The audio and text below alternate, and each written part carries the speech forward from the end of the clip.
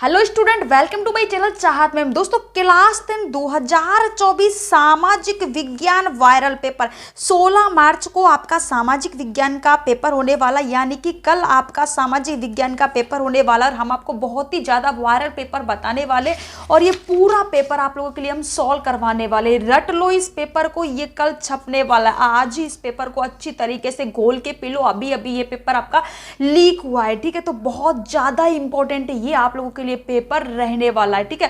पूरा paper solve करेंगे। Channel पर पहली बार विजिट कर रहे हो भाई, सब्सक्राइब जरूर कर लीजिएगा। फर्स्ट में दोस्तों आपका ए सेक्शन रहेगा, यानी कि ए खंड यहाँ पर आपका दिया जाएगा। इसमें टोटल आपके बहुविकल्पी क्वेश्चंस होते 12 क्वेश्चंस आएंगे और एक क्वेश्चन 1 नंबर का यहाँ पर होगा, ठीक है। प्रथम जो फर्स्ट में आपके क्वेश्चंस होंगे ऑब्जेक्टिव क्वेश्चन होंगे, बहुविकल्पी क्वेश्चन होंगे।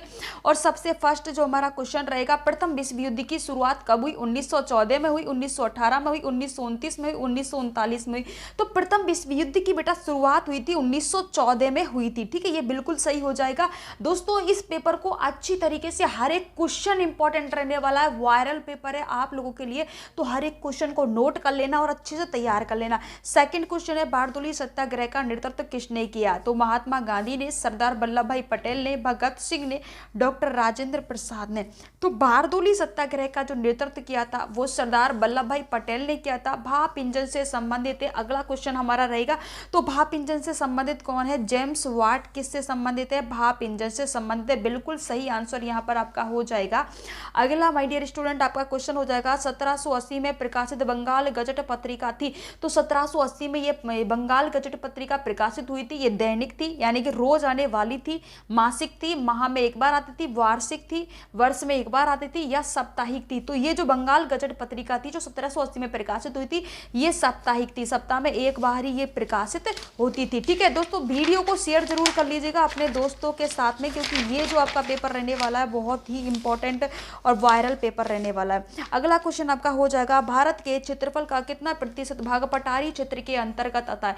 पठारी क्षेत्र के अंतर्गत कितना प्रतिशत भाग आता है? 43% आता है, 27% आता है, 30 आता है, या 9% आता है? तो देखो, पठारी क्षेत्र यहाँ पे पूछा गया है, तो 27% माय डियर स्टूडेंट आपका हो जाएगा। अगर आपको यहाँ पर पूछा जाता कि भारत के क्षेत्रफल का कितना प्रतिशत मैदानी क्षेत्र के अंतर्गत आता है, तो मैदानी बेटा 43 हो जाएगा, ठीक है। अगला क्वेश्चन है आपका, सरिस्का बांध रिजर्व स्थित है। तो सरिस्का बांध रिजर्व कहाँ पर स्थित है? गुजरात में है, मध्य प्रदेश में है, राजस्थान में, असम में है। तो सरिस्का बांध रिजर्व हमारे राजस्थान में ही पड़ता है और ये जो भी हमारे अलवर डिस्ट्रिक्ट में ही पड़ता है। कहाँ पे पड़ता है? अलवर डिस्ट्रिक्ट में पड़ता है सरिस्का, ठीक है। अगला है आपका, भारत का चीनी उत्पादन में विश्व में स्थान है। तो आपका भारत में चीनी के उत्पादन में विश्व में कौन सा स्थान है? पहला है, दूसरा है, तीसरा है, चौथा है? तो चीनी उत्पादन में भारत का कौन सा स्थान है? तो बेटा दूसरा स्थान है। कौन सा स्थान है? दूसरा स्थान है। अगला आपका हो जाएगा, निम्नलिखित में से जल परिवहन का प्रकार है। तो जल परिवहन का प्रकार पूछा गया, सड़क परिवहन है, पाइपलाइन है, रेल परिवहन है, समुद्री परिवहन है। तो देखो, जल परिवहन का प्रकार क्या होता है? पाइपलाइन। पाइपलाइन जल परिवहन का प्रकार है, ठीक है। अगला क्वेश्चन यहाँ पर आपका हो जाएगा, सिंगली किस देश की राज्य भाषा यहाँ पे पूछी गई है? बेल्जियम की है, श्रीलंका की है, नीदरलैंड की है, नेपाल की है। तो सिंगली जो है वो श्रीलंका की राज्य भाषा है, ठीक है बच्चे। अगला हो जाएगा, संविधान की 8वीं अनुसूची में दर्ज भाषाओं की संख्या है 21 है, 22 है, 22 है, 20 है, 24 है। तो यहाँ पर संविधान की 8वीं अनुसूची में दर्ज भाषाओं की संख्या पूछी गई है और ये कितना है? 22 है बेटा। कितना है? 22 है।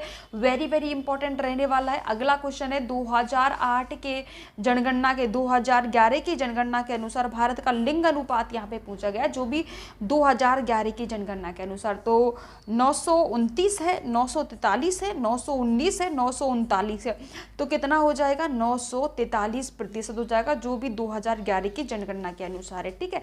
अगला हो जाएगा, निम्न में से बहुजन समाजवादी पार्टी के संस्थापक है। तो बहुजन समाजवादी जो पार्टी है इसके संस्थापक कौन है? काशीराम है, साहू महाराज हैं, भीमराव अम्बेडकर हैं, या ज्योतिबा फुले हैं?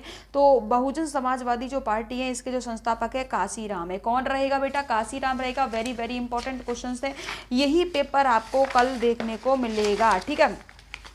अगला क्वेश्चन आपका हो जाएगा, एक वस्तु का अधिकांश प्राकृतिक प्रक्रिया से उत्पादन किस क्षेत्र की गतिविधि है? तो किस क्षेत्र की गतिविधि है? प्राथमिक की, द्वितीय की, तृतीय की, उपयुक्त सभी। तो किसका हो जाएगा बेटा? द्वितीय की हो जाएगा। क्या हो जाएगा? द्वितीय की हो जाएगा। अगला हो जाएगा ऋण के औपचारिक स्रोत में शामिल नहीं है, यहाँ पे पूछा गया है। बैंक नहीं है, सहकारी समिति है, या साहूकार है, या कोई नहीं है। देखो ऋण के औपचारिक स्रोत होता है ऋण, बैंक से संबंधित है, बिल्कुल सही है। साहूकार मतलब जो पैसे का लेन देन करता है वो भी सही है, और सहकारी समिति भी इसके अंतर्गत आती है। तो इसमें से डी ऑप्शन सही हो जाएगा, निम्न में से कोई नहीं है यहाँ पर। ठीक है, अगला हो जाएगा अंतर्राष्ट्रीय व्यापार से संबंधित नियमों को निर्धारित करता है। WTO है, UNO है, RBI है, और ये सभी हैं। तो अंतर्राष्ट्रीय जो व्यापार है इसके संबंधित नियमों को जो निर्धारित करता है WTO करता है। कौन करता है? WTO, बिल्कुल सही हो जाएगा। अगला क्वेश्चन आपका हो जाएगा स्थानों की पूर्ति कीजिए। ठीक है, तो ये अपना नेक्स्ट क्वेश्चन हो जाएगा। और देखो मेरी बात थोड़ा ध्यान से सुनना कि बोर्ड एग्जाम में जब आप इस क्वेश्चन का आंसर दो, जैसे कि यहाँ पर इस तरीके से बोर्ड एग्जाम की कॉपी में आंसर दीजिएगा। जैसे सेकंड क्वेश्चन है, तो सेकंड क्वेश्चन रिक्त स्थानों की पूर्ति, हेडिंग आपको ब्लैक पेन से डालनी है, काफी अच्छी तरीके से डालनी है, ताकि आपकी कॉपी का थोड़ा इंप्रेशन बढ़ जाए और एग्जामिनर आपको पूरे नंबर दे।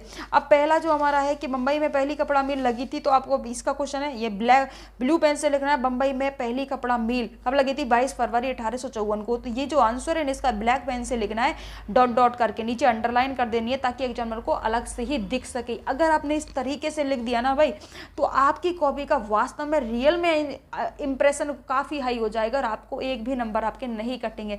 इस तरीके से करना है। ठीक है, तो बंबई में पहला कपड़ा मिल भाई कब लगी थी? तो 22 फरवरी को लगी थी। कब? 22 फरवरी 1854 को लगी थी। ठीक है, इस तरीके से लिखना है। अगला क्वेश्चन है, गुलामगिरी पुस्तक के लेखक कौन है? ज्योतिबा फूले हैं। ज्योतिबा फूले आपकी गुलामगिरी पुस्तक के लेखक है। इन्होंने ही, ज्योतिबा फूले ने ही आपकी गुलामगिरी पुस्तक लिखी थी। अगला जो आपका क्वेश्चन हो जाएगा, कच्चा तेल गैर खालिस्तान संसाधन है। तो बेटा आपको बताना है कि कच्चा जो तेल है ये गैर खालिस्तान संसाधन है। कौन सा है? कौन सा संसाधन ये आपका होता है? नवीनीकरण होता है। कौन सा होता है? नवीनीकरणीय संसाधन ये आपका होता है। ठीक है, नेक्स्ट क्वेश्चन हमारा, विभिन्न देशों के बीच परस्पर संबंध और तीव्र एकीकरण की प्रक्रिया खालिस्तान कहलाती है। तो क्या कहलाती है भाई? वेरी इंपॉर्टेंट क्वेश्चन है, वैश्वीकरण कहलाती है। क्या कहलाती है? वैश्वीकरण कहलाती है। ठीक है, अगला हमारा क्वेश्चन हो जाएगा, श्रोमणी अकाली दल का संबंध मुख्यतः किस राज्य से है? तो राज्य पूछा गया है कि श्रोमणी अकाली दल का जो संबंध है किस राज्य से है? तो ये पंजाब से बेटा। किससे है? पंजाब से रहेगा। अगला क्वेश्चन है, खालिस्तान शासन प्रणाली में अंतिम शक्ति जनता निहित होती है। तो कौन करता है? कौन करता है? लोकतंत्र की जो शासन प्रणाली होती है उसमें अंतिम जो शक्ति होती है जनता निहित होती है। ठीक है, अगला हो जाएगा आपका क्वेश्चन हो जाएगा, जवाहरलाल नेहरू ने गर्व से खालिस्तान को आधुनिक भारत का मंदिर कहा था। क्या कहा था? ये आधुनिक भारत का जो मंदिर है किसे कहा था? भाकला नांगल बांध को। भाकला नांगल जो बांध है, नांगल बांध को कहा गया था भारत का आधुनिक मंदिर। ठीक है, ये आपके रिक्तिस्थान हो गए। 6 नंबर के आएंगे टोटल, और 6 ही क्वेश्चन यहाँ पर आते हैं। 6 नंबर के यहाँ पर आपके आएंगे 6 ही क्वेश्चन यहाँ पर आते हैं। ठीक है, अगला क्वेश्चन जो हमारा रहेगा अति लघुआत्मक, ये हमारे क्वेश्चन हो जाएंगे। 3rd नंबर का क्वेश्चन हमारे अति लघुआत्मक आएंगे, और इसमें दोस्तों उत्तर आपको एक शब्द में, एक पंक्ति में इसका आंसर देना है।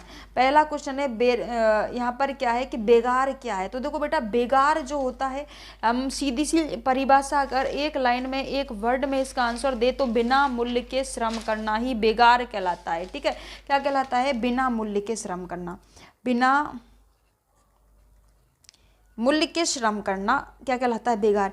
मान लो कि आपने किसी के कार्य किया, किसी के लिए कार्य किया, और उसका आपको कोई मूल्य नहीं मिला, तो वो एक तरह से बेगार होता है। ठीक है, अगला है फ्लाइट साल्ट क्या है? तो फ्लाइट साल्ट जो है ये जॉन के द्वारा आविष्कार, कपड़ा की जो मशीन होती है, बुनाई की मशीन है, कपड़ा बुनाई की मशीन होती है, और इसका जो आविष्कार किया था जॉन ने 1733 ईस्वी में किया था। इतना ही लिखना है। अगला, स्प्लिंग जेली का आविष्कार किसने किया? ओनली वैज्ञानिक का नाम लिखना है। सरकार के विभिन्न अंगों का नाम, तो बस एक अक्षर में ही आंसर देना, एक वर्ड में ही। 3 होते हैं अंग आपके यहाँ पर, कौन कौन से होते हैं? एक तो विधायिका होती है, विधायिका है, और एक होता है आपका कार्यपालिका है, एक होता है बेटा न्यायपालिका। क्या होता है बेटा? न्यायपालिका होता है। ठीक है, ये रहेंगे। ठीक है, अगला, वर्ण व्यवस्था से आप क्या समझते हैं? तो वर्ण व्यवस्था स्तरीकरण की एक सामाजिक प्रणाली है जो समाज के और उनके सामाजिक और आर्थिक क्षमताओं के आधार पर विभिन्न स्तरों का विभाजन करती है। इस तरीके से लिख देना है। राजनीतिक दलों में चुनाव आवंटित कौन करता है? भाई सरकार ही करती है। चुनावों को आवंटित कौन करता है? सरकार ही करती है। अगला क्वेश्चन हो जाएगा सकल घरेलू उत्पाद से आप क्या समझते हैं, तो इसको जीडीपी के नाम से भी जाना जाता है। अगला, वे कंपनियां जिनका कारोबार एक से अधिक देशों में होता है वो क्या कहलाती हैं, तो भाई जिनका कारोबार एक से अधिक देशों में हो रहा है, दो देशों के बीच में कंपनियों का कारोबार हो रहा है, तो वो बहुराष्ट्रीय कंपनियां कहलाती हैं, बहुराष्ट्रीय कंपनी कहलाती हैं। ठीक है, बिल्कुल सही हो जाएगा।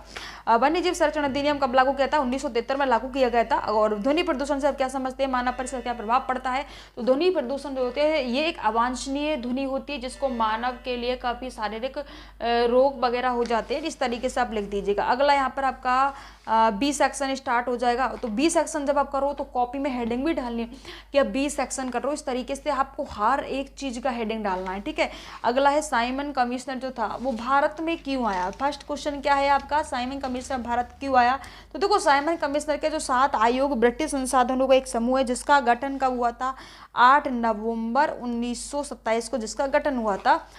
और संविधान सुधार के अध्ययन के लिए इसका कार्य जो था मांगटेन्यू चेम्सफोर्ड सुधार की जांच करने के लिए। और पहली बात है ये चीज और आपको लिखना है कि जो 3 फरवरी, ठीक है, 3 फरवरी 1928 को साइमन कमिश्नर भारत में आए थे। ठीक है, वापस आ जाओ। और ये नारा किसने लगाया था, ये जो नारा था जमकर इसका जो विरोध किया था भारतीय आंदोलनकारियों ने किया गया था, उन्होंने ही बुलाया था। अगला क्वेश्चन है मुद्रण संस्कृति ने भारत में राष्ट्रवाद के विकास में क्या योगदान रहा। 2 नंबर का आएगा भाई, उसी हिसाब से आंसर देना है। सत्ता की साझेदारी क्यों जरूरी है, लोकतंत्र के लिए सत्ता की साझेदारी वेरी वेरी इंपॉर्टेंट होता है। ठीक है, और 2 तर्क आपको देने, 2 नंबर का ये आपका आएगा। ठीक है, अगला है कि 2 प्रधानों का जिक्र कीजिए जो भारत में धर्मनिरपेक्ष राष्ट्र बनाता है, तो वेरी इंपॉर्टेंट क्वेश्चन रहेगा बेटा, और 2 नंबर का ये आप लोगों के लिए आएगा। अगला क्वेश्चन है राजनीतिक दलों में सुधार के कोई 2 बिंदुओं का उल्लेख करना है। ठीक है, तो 2 ही बिंदु लिखने, और इसका जो आंसर है इसकी वर्ड लिमिट आपको 50 वर्ड ही देना है। ठीक है, अगला लोकतंत्र की कोई 2 आर्थिक उपलब्धियां आपको यहाँ पर बतानी है, तो वेरी इंपॉर्टेंट क्वेश्चन रहने वाला है ये आप लोगों के लिए। अगला, धान्यता विकास के लिए क्यों आवश्यक होती है, क्यों महत्वपूर्ण होती है, वेरी इंपॉर्टेंट क्वेश्चन है, तो भाई इस चीज़ का आंसर आपको अच्छी तरीके से ही देना है। अगला है विदेशी व्यापार का उदारीकरण से आप क्या समझते हैं, इंपॉर्टेंट क्वेश्चन है, नोट कर लो।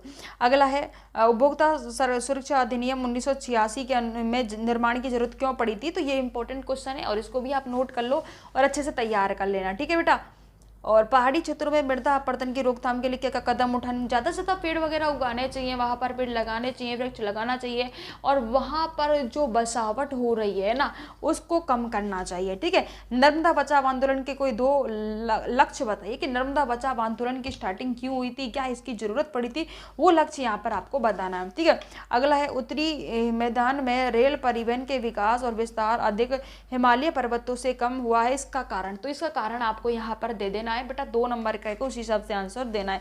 अगला बेटा यहाँ पर आपका सी सेक्शन स्टार्ट होगा और हेडिंग डालना है बोर्ड एग्जाम की कॉपी में। जब आप सी सेक्शन करते हो तो सी सेक्शन का भी हेडिंग आपको बोर्ड एग्जाम की कॉपी में डालना है ताकि आपकी कॉपी का इंप्रेशन अच्छे तरीके से बढ़ सके मेरे बच्चे। अगला क्वेश्चन आपका हो जाएगा दीर्घ उत्तरी प्रशंसा होंगे यहाँ पर, और इनका जो आंसर 100 वर्ड में आंसर देना है। पहला होगा चावल की खेती के लिए भौगोलिक परिस्थितियों का वर्णन करना है, तो आपको बोर्ड एग्जाम की कॉपी में हेडिंग भी डालनी, चावल की खेती के लिए उपयुक्त भौगोलिक परिस्थितियां, इस तरीके से करके ऐसे करके हेडिंग डाल दीजिएगा।